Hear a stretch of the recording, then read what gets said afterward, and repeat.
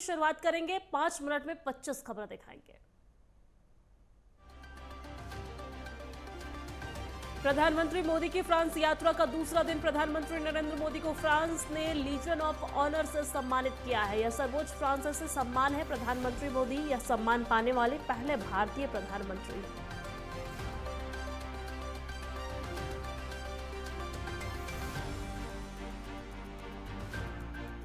Legion of honour दुनिया भर के चुनिंदा प्रमुख नेताओं और प्रतिष्ठित हस्तियों को दिया गया है। फ्रांस द्वारा प्रधानमंत्री मोदी को दिया जाने वाला यह सम्मान उनके विभिन्न देशों द्वारा दिए गए शीर्ष अंतर्राष्ट्रीय पुरस्कारों और सम्मानों के लिस्ट में शामिल हो गया है।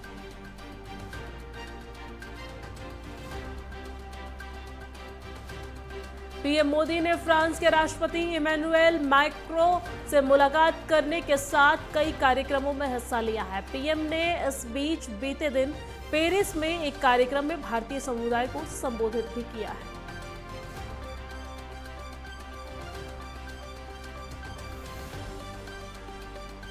प्रधानमंत्री मोदी ने भारतीय छात्रों को एक बड़ा तोहफा भी दिया है। कहा है कि जो भी भारतीय छात्र फ्रांस में पढ़ेंगे उन्हें 5 साल तक फ्रांस में रहने के लिए स्टडी वीजा दिया जाएगा।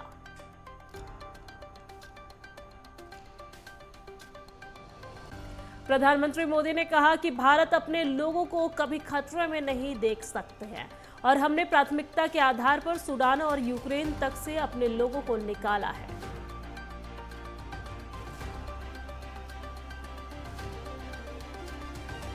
प्रधानमंत्री मोदी ने कहा कि मेरा जुड़ाव फ्रांस से कोई नया नहीं है, ये कई दशक पुराना है। पीएम ने लगभग 40 साल पहले भारत में फ्रांस के सांस्कृतिक केंद्र अलियांस फ्रांसेस की सदस्यता लेने के बारे में याद किया है और कहा है कि वह पहले व्यक्ति थे जो इनके साथ पंजीकृत हुए थे।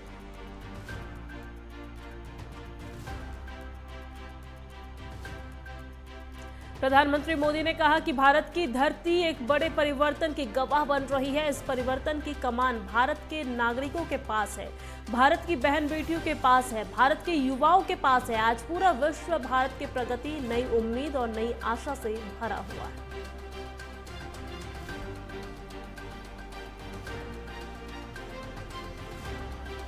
देश के अधिकतर हिस्सों में बारिश की गतिविधियां देखने को मिल रही है और मानसून की बारिश अपने साथ कई राज्यों में तबाही लेकर आई है। खासकर पहाड़ी राज्यों में बारिश आफत बनकर बरस रही है।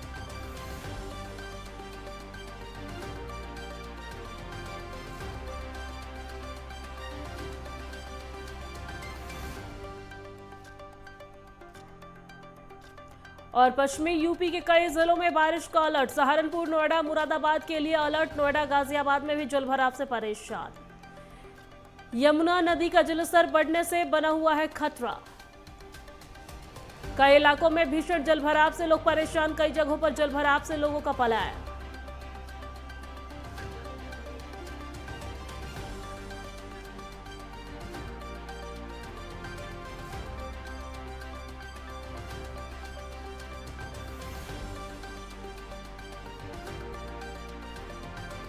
और उत्तराखंड में 2 दिन स्कूल रहेंगे बंद। भारी बारिश के चलते अलर्ट जारी किया गया है। स्कूल बंद रहने और कॉलेज बंद रहने का अलर्ट जारी किया गया है। सभी आंगनवाड़ी केंद्रों को भी बंद करने के आदेश दिए गए हैं।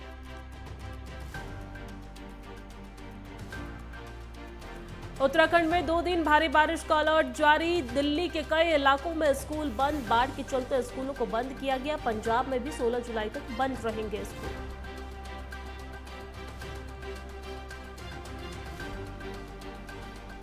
राजधानी दिल्ली में यमुना का जलस्तर लगातार बढ़ रहा है। यमुना के निचले इलाके बाढ़ की चपेट में आ चुके हैं। प्रशासन यमुना खादर इलाके में रहने वाले लोगों को रेस्क्यू कर ऊपरी हिस्सा पर सुरक्षित पहुंचा रहा है।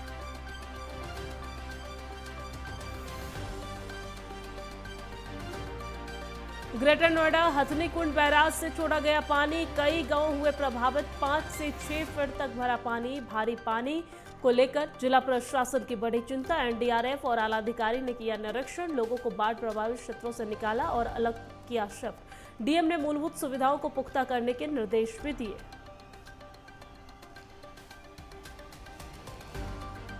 केदार घाटी सहित संपूर्ण इलाके में बारिश थमने के बाद मौसम खुशनुमा बना हुआ है। विगत 2 दिनों से हुई मूसलाधार बारिश के कारण तापमान में हल्की गिरावट महसूस की जा रही है। वहीं बारिश थमने से ग्रामीणों को राहत मिली है।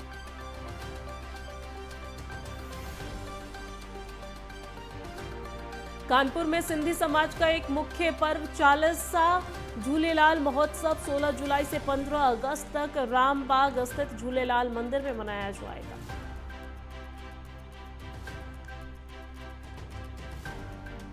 दिल्ली में खौफनाक हादसा, 2 ट्रकों की टक्कर में 4 कांवड़ियों की मौत। सड़क हादसे में करीब 15 लोग हुए घायल।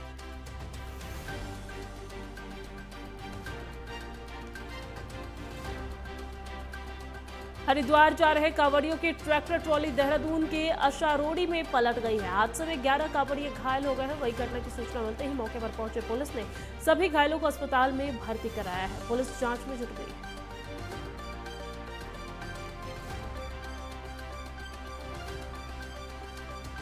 दिल्ली में प्रदेश के पंचायती राज मंत्री सतपाल महाराज चाणक्यपुरी नई दिल्ली स्थित प्राइम्स अस्पताल पहुंचे हैं। वहां स्वास्थ्य लाभ कर रहे केंद्रीय पंचायती राज एवं ग्रामीण विकास मंत्री गिरिराज सिंह का हालचाल जाना है।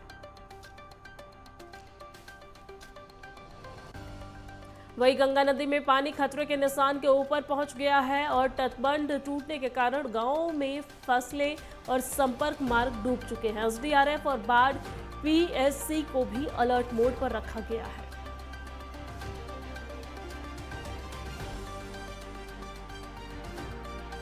मेरठ के हसनापुर में बाढ़ के कहर देखने को मिल रहे हैं।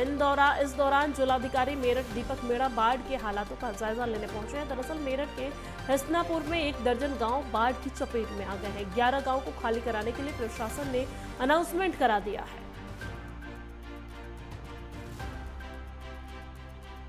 कैमूर में उत्पाद विभाग ने वीआईपी नंबर प्लेट की कार से 31 पेटी शराब, अंग्रेजी शराब बरामद की है। साथ ही साथ चालक को भी गिरफ्तार किया है। चालक अपने वीआईपी नंबर की कार में 31 पेटी अंग्रेजी शराब को छिपाकर यूपी से बिहार ले जा रहा था। पुलिस ने चालक के खिलाफ आगे की कार्रवाई प्रक्रिया शुरू कर दी।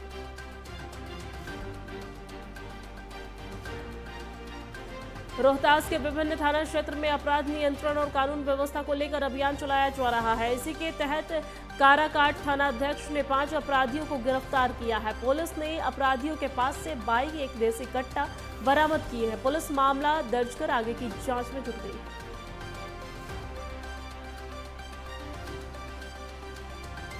और फिरोजाबाद में देशी शराब विक्रेता पर कार्रवाई। आबकारी विभाग ने की बड़ी कार्रवाई। जन सेवा केंद्र के सामने चल रहा था कैंटीन। महिला और छात्रा होती थी परेशान।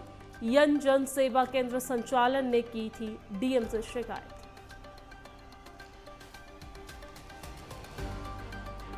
लखीमपुर खीरी में शारदा नदी का कहर और ताश के पत्ते की तरह ढह गया स्कूल। शारदा मंदिर भी नदी में समाया। उप जिलाधिकारी ने लिया जायजा, लोगों को मदद का दिया आश्वासन।